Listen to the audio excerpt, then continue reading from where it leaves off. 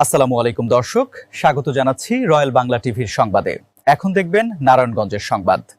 প্রধানমন্ত্রী তারেক রহমানের খাল খনন, স্বাস্থ্য ও খাদ্য খাতের উন্নয়ন, মাদকের বিরুদ্ধে জিরো টলারেন্স এবং অবকাঠামো উন্নয়নের নীতিকে স্বাগত জানিয়ে রূপগঞ্জ ইউনিয়ন পরিষদের প্রশাসক নুরুন্নবী ভূঁইয়া জানান, দেশের উন্নয়নের ধারায় রূপগঞ্জ ইউনিয়নেও বিভিন্ন উন্নয়নমূলক কার্যক্রম অব্যাহত রয়েছে।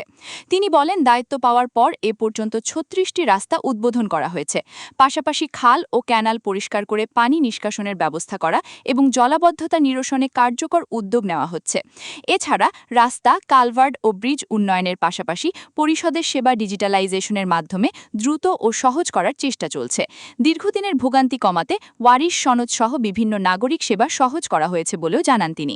আপনারা জানেন যে আমাদের মাননীয় প্রধানমন্ত্রী জনাব তারেক রহমান উনি শপথের পর থেকেই যে এই দেখেন আজকে আজকে আমার প্রধানমন্ত্রী যে সরলভাবে অদয় পাড়াঘাট থেকে দূরে সমস্ত জায়গায় তারা দেখতেছে খাল বিল যা আছে রাস্তাঘাট নিয়ে করছে সেবামান।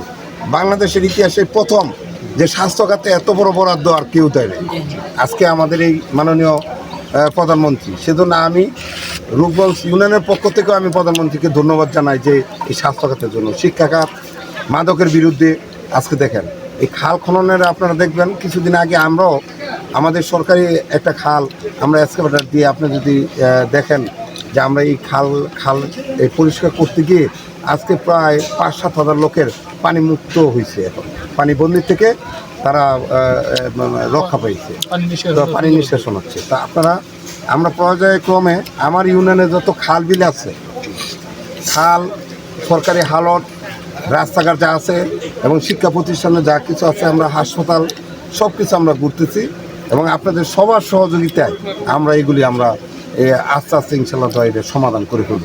আপনারা জানেন যে আমি প্রশাসক সাথে আমার যেই সদস্যবৃন্দ আছে, মেম্বাররা আছে, তারা কিন্তু দিনরাত তারা খাটতেছে এবং প্রত্যেকটা ওয়ার্ডে তারা প্রতিদিন আপনারা দেখেন আজকে সরজমিনে যে আজকেও কিন্তু আমরা কত লোক যাতে কোনো মানুষের যেন কোনো সমস্যা না হয় এটার জন্য আমরা প্রতিদিন আমরা জন্ম নিবন্ধন, চারিত্রিক সার্টিফিকেট, ওয়ারিশ সার্টিফিকেট যা যা লাগে আমরা তা করতেছি। মসজিদ মাদ্রাসা, ট্রেড লাইসেন্স, যাতে সরকারি খাতে কিছু টাকা আসে, ট্রেড লাইসেন্স, এগুলি আমরা করতেছি।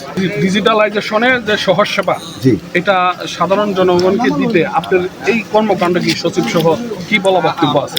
না আমি মনে করি যে এটা অত্যন্ত একটা ভালো এবং আমাদের কষ্ট থেকে আরও লাঘব হচ্ছে। এটা যদি আমরা একবারে দিয়ে দিই তাদেরকে এটা নিয়ে বারবার আসতে হবে না। এই অনলাইনের মাধ্যমে হওয়াতে আমাদের খুব সুন্দর হইতেছে। আমাদের হয়তো একটু পরিশ্রম হইল, প্রথম যদি আমরা এটা গুছাই ফেলতে পারি তবে এই সাধারণ জনগণেরও অনেক উপকৃত হবে ইনশাল্লাহ। আপনারা দেখেন আমরা মাত্র 28 দিন চলতেছে আমরা প্রশাসক হিসাবে এবং সদস্য হিসাবে আমরা আসছি।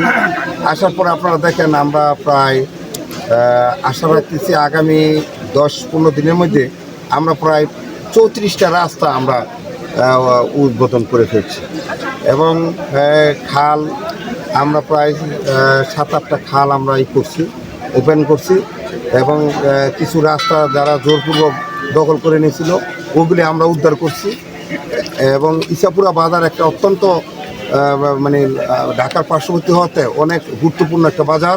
এই বাজারের আমরা কিন্তু 2টা রাস্তা যেন নাকি ট্রাক নিয়ে মালামাল নেওয়া আসা নেওয়া অনেক কঠিন ছিল, এটা আপনারা দেখেন যে এখন মানুষ স্বতঃস্ফূর্তভাবে বাজারে আসা যাওয়া করতে পারতেছে এবং সাধারণ পাবলিকরা এই বিগত দিন যেন ওয়ারিশ সার্টিফিকেট এবং জন্ম নিবন্ধন নিয়ে তারা যে দুর্ভোগে ছিল এখন ইনশাল্লাহ কোনো দুর্ভোগ নাই।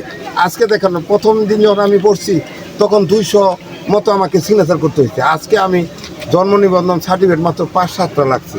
মানুষের প্রতিদিন নিয়ে যাচ্ছে, পাবলিকের কোনো অসুবিধা হচ্ছে না ইনশাল্লাহ।